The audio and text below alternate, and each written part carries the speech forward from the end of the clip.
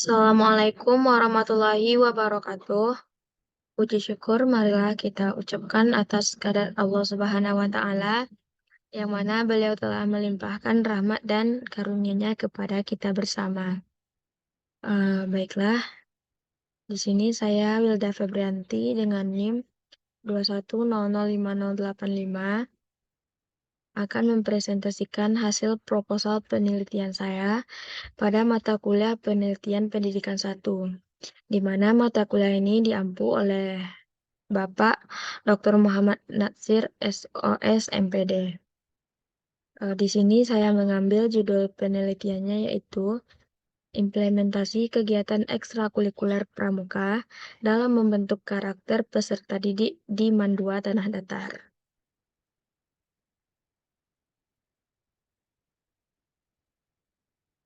Kita masuk kepada bab 1, pendahuluan, latar belakangnya, di mana latar belakangnya itu dalam kegiatan ekstrakurikuler pramuka ini terdapat cara untuk menanamkan dan membuat karakter peserta didiknya lebih baik, seperti kedisiplinan dan bertanggung jawab. Pemerintah telah melakukan banyak strategi untuk mengejar mutu pendidikan yang lebih baik. Salah satunya ialah mengaitkan ekstrakurikuler untuk menunjang hasil belajar peserta didik dengan melalui kegiatan ekstrakurikuler pramuka yang diwajibkan diikuti peserta didik pada tingkat SMA atau madrasah aliyah, di mana peneliti melakukan penelitian ini di madrasah Mandua Tanah Datar, di mana terdapat sebanyak 32 siswa yang aktif mengikuti ekstrakurikuler pramuka ini.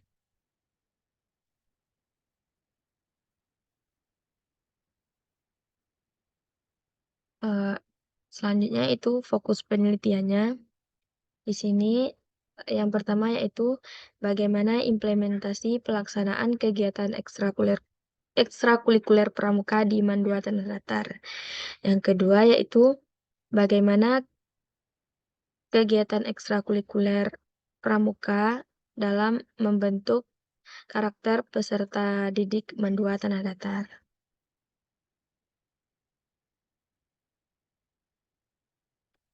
Selanjutnya tujuan penelitian ini yaitu yang pertama untuk mengetahui bagaimana implementasi kegiatan ekstrakurikuler pada pramuka di Mandua Tanah Datar. Tujuan penelitian yang kedua yaitu untuk mengetahui kegiatan ekstrakurikuler pramuka dalam membentuk karakter peserta didiknya di Mandua Tanah Datar. Selanjutnya itu manfaat penelitian. Yang pertama itu ada manfaat secara teoritis, di mana penelitian ini diharapkan menjadi tambahan ilmu pengetahuan dan pengalaman bagi kalangan akademis. Pendidikan memang sangat penting untuk menunjang karir di masa depan dengan berbagai prestasi yang didapatkan dalam bidang akademik. Namun, tidak terkecuali keterampilan dan skill yang didapatkan dari ekstrakurikuler, terutama pramuka ini.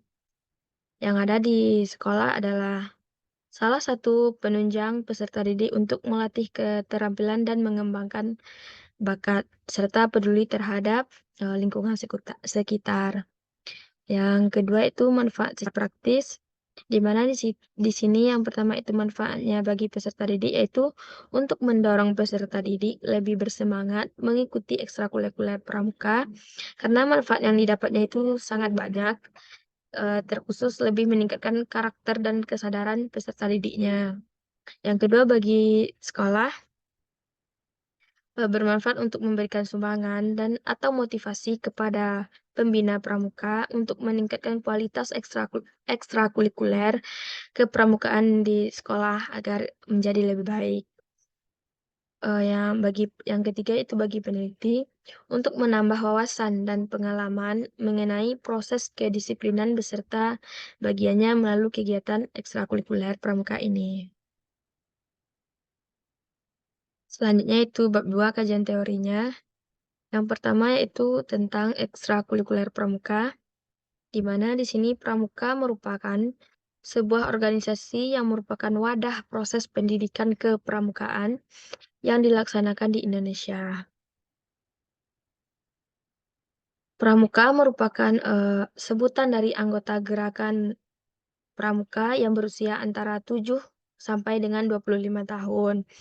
Kedudukan sebagai peserta didik yaitu sebagai pramuka siaga, pramuka pengalang, dan pramuka penegak, serta pramuka pendega.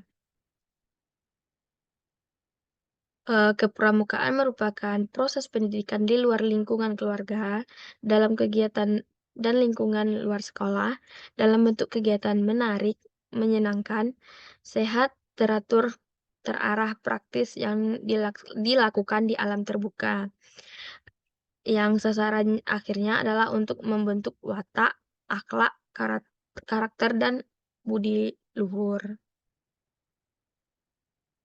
Nilai dan prinsip dasar kepramukaan sebagai norma hidup setiap anggota gerakan pramuka ditanamkan dan ditumbuh kembangkan kepada setiap peserta didik melalui proses penghayatan oleh dan untuk diri pribadi dengan bantuan tenaga pendidik, sehingga pengalaman dapat dilakukan dengan inisiatif sendiri penuh kesadaran, kemandirian, kepedulian, tanggung jawab, serta keterkaitan moral, baik sebagai pribadi maupun sebagai anggota masyarakat. Oleh karena itu, setiap anggota gerakan pramuka wajib menerima nilai dan prinsip dasar kepramukaan. Ekstrakurikuler itu sendiri merupakan kegiatan non-pelajaran atau non-formal yang dilakukan peserta didik sekolah atau universitas, umumnya di luar jam belajar kurikulum standar, di mana kegiatan ekstrakurikuler ini ditunjukkan agar peserta didiknya dapat mengembangkan kepribadian, bakat, dan kemampuannya di luar bidang akademik, seperti bidang seni, olahraga, pengembangan kepribadian, dan kegiatan lain yang bertujuan positif. Di sini ada prinsip dasar kepramukaan, yaitu yang pertama, iman takwa kepada Tuhan Yang Maha Esa, peduli terhadap bangsa, negara, sesama manusia, dan alam beserta isinya. Yang ketiga, peduli terhadap diri sendiri. Yang keempat, taat kepada kode kehormatan pramuka. Tujuan dari pramuka ini yaitu memiliki kepribadian yang beriman, bertakwa, berakhlak mulia, berjiwa patriotik, taat hukum, disiplin, menjunjung tinggi nilai-nilai luhur bangsa, mencakup bercakapan hidup serta jasmani dan rohani. Yang kedua, menjadi warga negara yang berjiwa Pancasila, setia dan patuh kepada negara kesatuan Republik Indonesia. Yang kedua yaitu kajian teorinya karakter peserta didik.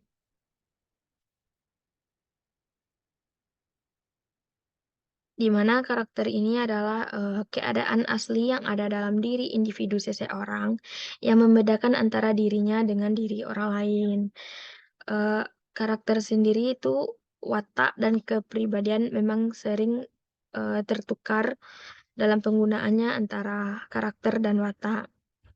Eee, Karakter itu nilai-nilai perilaku manusia yang berhubungan dengan Tuhan Yang Maha Esa, diri sendiri, sesama manusia, lingkungan, dan kebangsaan yang terwujud dalam pikiran, sikap, perasaan, perkataan, dan perbuatan berdasarkan norma-norma agama, hukum, takrama, budaya, adat, dan istiadat. Bentuk-bentuk karakter ini, yang pertama itu ada disiplin, di mana disiplin ini yaitu tindakan yang menunjukkan perilaku tertib dan patuh pada berbagai ketentuan dan peraturan. Yang kedua itu ada tanggung jawab, di mana tanggung jawab yang mesti ada di diri manusia yaitu tanggung jawab kepada Tuhan. Yang kedua, tanggung jawab untuk membela diri dari ancaman, siksaan, penindasan, dan perlakuan kejam dari manapun datangnya. Selanjutnya, tanggung jawab terhadap, eee, sosial, masyarakat sekitar. Selanjutnya, tanggung jawab berpikir, eee, dan terakhir tanggung jawab dalam memelihara hidup dan kehidupan. Selanjutnya yaitu ada bab 3 metodologi pendidikannya, di mana di sini yang pertama itu ada jenis penelitian. Eee, di sini saya mengambil, jenis penelitiannya yaitu, penelitian metode penelitian kualitatif, di mana penelitian kualitatif ini melakukan penelitian yang dilakukan di lapangan dan merujuk pada landasan teori yang ada, di mana penelitian ini menuntut pada kedalaman data. Untuk menghasilkan suatu karya ilmiah perlu menggunakan metode yang tepat dan sistematis. Yang kedua itu ada setting penelitian. Setting penelitian ini penelitian kualitatif membutuhkan lokasi sosial tertentu sebagai latar alamiah permasalahan guna pijakan dalam memberikan suatu pemahaman atau penggambaran secara menyeluruh. Maka dari itu peneliti melakukan penelitian ini di mendua tanah datar. Selanjutnya instrumen penelitian, di mana, instrumen penelitian kualitatif ini, adalah peneliti itu sendiri, tetapi guna untuk mendapatkan data yang diharapkan, peneliti perlu mengembangkan instrumen penelitian tersebut penelitian yang sederhana. Eee,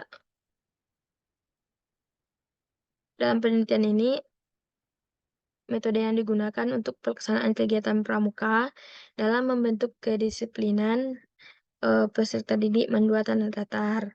Pengumpulan yang digunakan yaitu dengan observasi wawancara. Selanjutnya teknik pengumpulan datanya, di sini ada observasi, eee, di mana observasi ini merupakan pengamatan dengan cara langsung memantau dan mengetahui informasi-informasi ke lapangan. Selanjutnya wawancara. Wawancara merupakan, proses interaksi dan komunikasi dari 2 orang atau lebih, eee, sehingga proses percakapan dengan maksud untuk mengonstruksi mengenai orang, kejadian, kegiatan, organisasi, motivasi, perasaan, dan sebagainya yang dilakukan, kedua belah pihak, yaitu pewawancara yang mengajukan pertanyaan dengan orang yang wawancari wawancarainya. Selanjutnya yang ketiga itu ada dokumentasi, di mana dokumentasi ini berupa foto-foto yang diambil saat melakukan penelitian yang berupa nyata, bisa diabadikan di dalam dokumentasi tersebut. Selanjutnya sumber data. Sumber data bisa didapatkan dari data primer, eee, di mana sumber data primer ini diperoleh dari informan saat peneliti terjun ke lapangan, ke tempat penelitian. Yang kedua data sekunder, di mana, data yang tidak langsung memberikan data kepada pengumpul data, misalnya melalui orang lain atau dokumen. Selanjutnya informan peneliti, di mana bisa memberikan informasi tentang situasi dan kondisi latar penelitian. Informasi ini dibutuhkan untuk mengetahui kondisi yang sesungguhnya dari narasumber, bertujuan untuk mengetahui pelaksanaan kegiatan pramuka dalam membentuk kedisiplinan dan tanggung jawab. Metodologi penelitian selanjutnya yaitu teknik pengolahan dan interpretasi data, yaitu ada reduksi data yaitu memilih, mengelompokkan, menyederhanakan, dan mentransformasikan data kasar yang terdapat dari catatan-catatan di lapangan dengan tujuan untuk memudahkan pemahaman peneliti terhadap data yang terkumpul. Selanjutnya verifikasi data.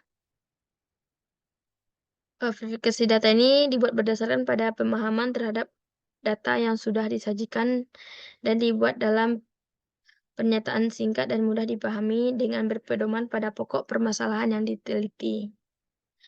Penyajian datanya dapat dijadikan sebagai kumpulan informasi yang tersusun sehingga memberikan kemungkinan adanya penarikan kesimpulan dan pengambilan tindakan. Yang terakhir yaitu teknik keabsahan data. di mana, yang pertama itu perpanjangan pengamatan, di mana data yang ada di lapangan benar-benar terkumpul dengan menambah, studi penelitian di lapangan. Yang kedua, ketekunan pengamatan, yaitu berarti pemeriksaan keabsahan data berdasarkan ketekunan peneliti dalam kegiatan pengamatan. Yang terakhir itu triangulasi, yaitu, eee, tujuannya itu untuk meningkatkan kekuatan teoritis, metodologis, maupun interpretatif dari penelitian kualitatif ini.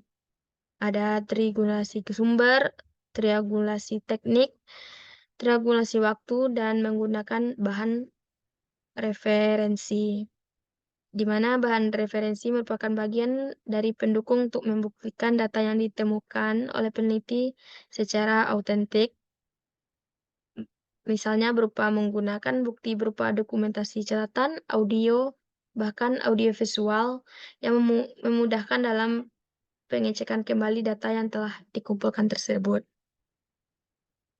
Baiklah, demikian, presentasi proposal penelitian saya. Bila ada kata yang salah, saya mohon maaf. Saya sudahi dengan wassalamualaikum warahmatullahi wabarakatuh.